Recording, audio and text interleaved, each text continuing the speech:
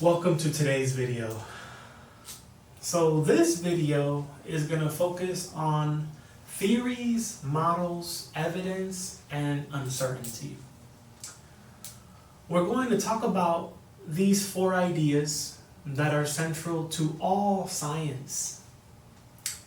These are the backbone of how science works.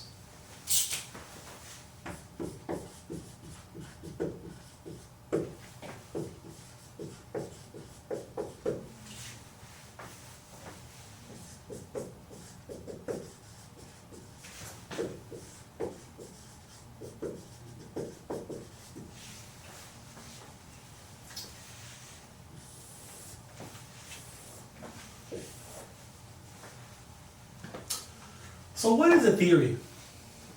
A theory is an explanation of a phenomenon that is supported by evidence. For example, the Big Bang Theory explains how the universe might have begun. It is widely accepted because of evidence like redshift in the cosmic microwave background. Redshift meaning that everything appears to be moving away from us. But theories are not absolute truths. They are the best explanations we have at the time. Science history gives us examples of theorists that went wrong. For centuries, people believed in the geocentric theory, the idea that the Earth was at the center of the universe. It fit the evidence available at the time, but with better telescopes and data and mathematics, it was replaced by the heliocentric theory, where the sun is at the center of the solar system. And the Earth is not at the center of the universe or the solar system. Another example is the phlogiston theory of combustion.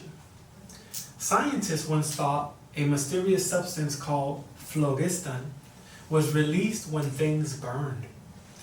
It wasn't until Antoine Lavoisier's experiments that we learned combustion is actually a chemical reaction with oxygen. The wrong theory was replaced with a more accurate one. So the lesson is this: theories are powerful, but they are not sacred. They can change, and that's part of the strength of science. Now compare theories with laws. A law is like a theory that has been tested so thoroughly that no exceptions are found. The laws of motion, the laws of thermodynamics, and the law of conservation of energy are examples. They are universal principles that describe how the world behaves. But even laws exist in context. Newton's laws of motion work beautifully for everyday life, but at extreme speeds and at the quantum scale, relativity or quantum mechanics take over. This doesn't mean Newton was wrong. It means his laws are part of a bigger picture. Science is not about throwing things away.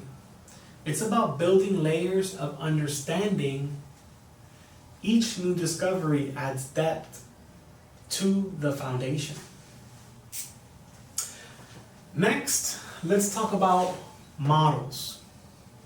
A model is a representation we use to understand something. Sometimes models have various representations, right? These representations or models can be diagrams, simulations, computer programs, or mathematical equations.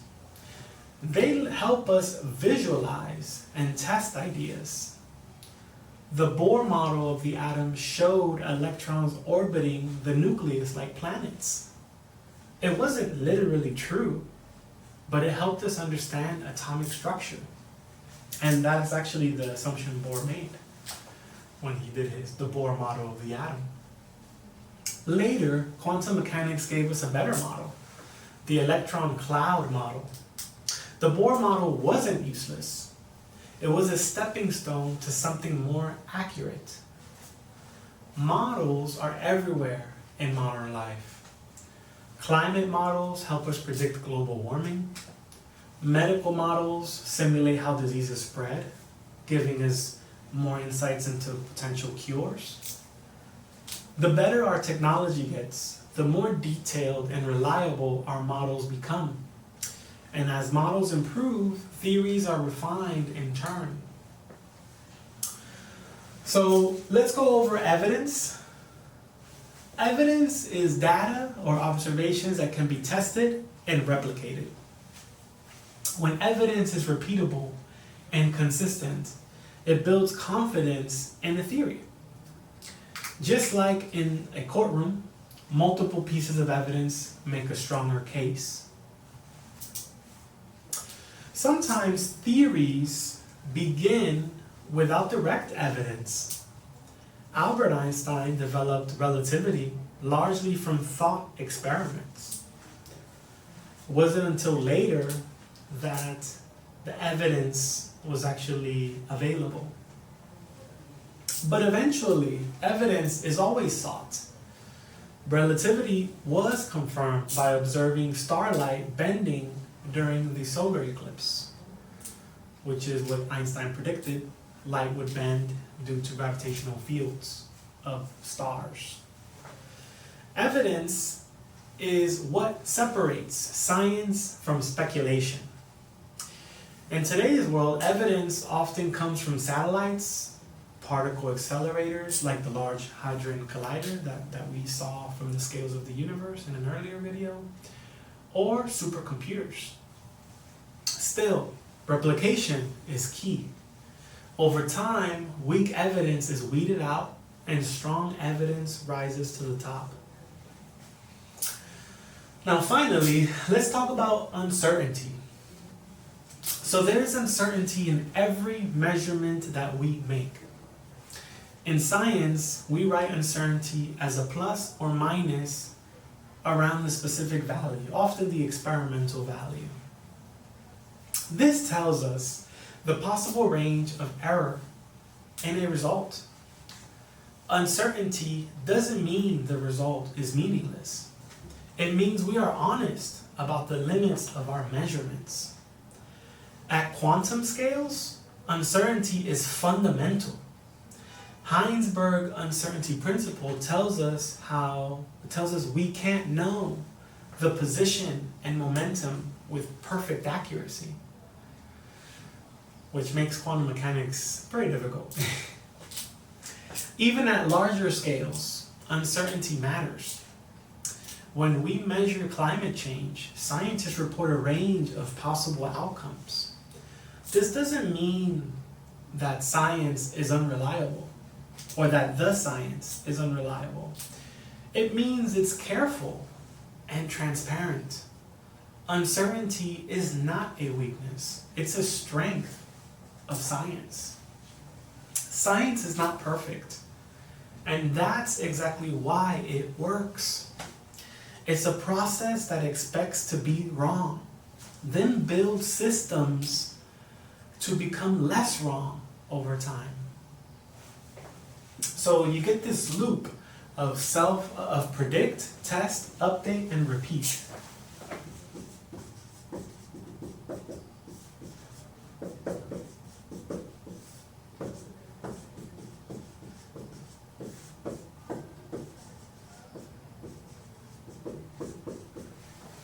So you predict, you test, you update, and then you repeat and see if the prediction is still correct, right? And you just keep doing this cycle until you reach a theory with enough evidence, right? So error correction, right? That's what we have peer review. So there are peer-reviewed journals where scientists have to review each other's work for it to get published. There's replication. There's blind tests, there's meta-analyses, which is combining a bunch of research into one to try to understand it all. Transparency, there's methods, code, and data that you can actually inspect. There's risky predictions, claims that could actually fail. If they survive, confidence grows.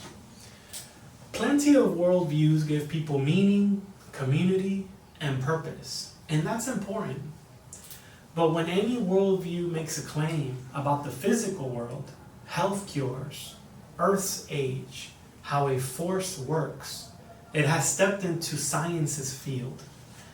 On that field, the rules are simple, testable, reproducible, and open to revision. Red flags for non-scientific approaches to facts is the immunity to being proven wrong. No result could ever change this. That's very non-scientific. Changes the rules mid-game, special pleading, moving the goalpost. More examples of non-scientific facts are prefers anecdotes over systematic evidence. Demands certainty now, but offers no error bars later. Leans on authority instead of predictions that come true. Science won't answer questions of meaning or morals. That's outside its lane.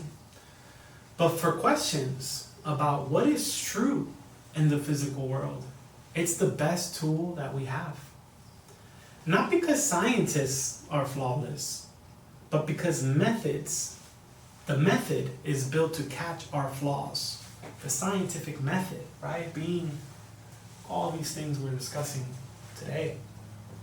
If a claim about nature is true, it will shine brighter the more we test it. If it dims under scrutiny, we learn and move on. That's progress, not betrayal.